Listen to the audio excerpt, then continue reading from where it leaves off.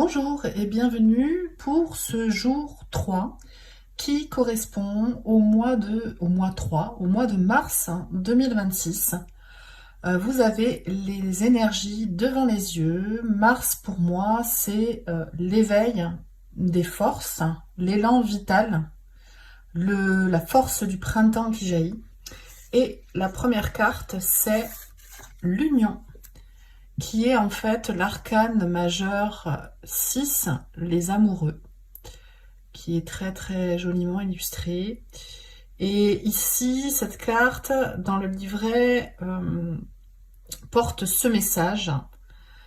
Nous portons en nous le souvenir d'une communion avec l'esprit et avec l'univers. Nous découvrons pourtant que nous en sommes séparés. Ce souvenir profond remonte pour nous guider vers l'union.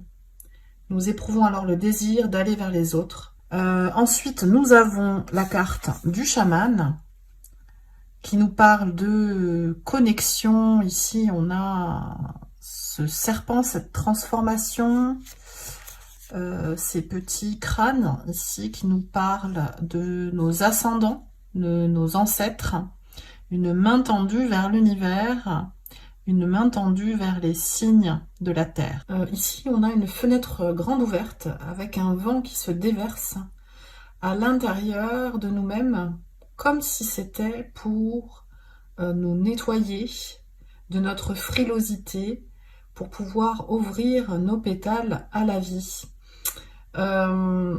C'est une plante qui nous aide à être moins dans un système de toujours anticiper le pire par peur de l'avenir. C'est une carte qui nous libère de ça et qui nous permet en fait de rester dans le présent, de se connecter à la confiance en soi, à la confiance en la vie. Océan, qui est la 7 d'eau et l'équivalent de la 7 de coupe. Ici, c'est la déesse Esquimau des mers. Donc il y a à nouveau cette notion de froid, comme il y a sur la carte de l'anémone, avec le peuple esquimau. Mais j'y vois beaucoup de romance avec cette fleur dans la main du personnage. Cette couleur rose avec ce lever ou ce coucher de soleil, je ne sais pas.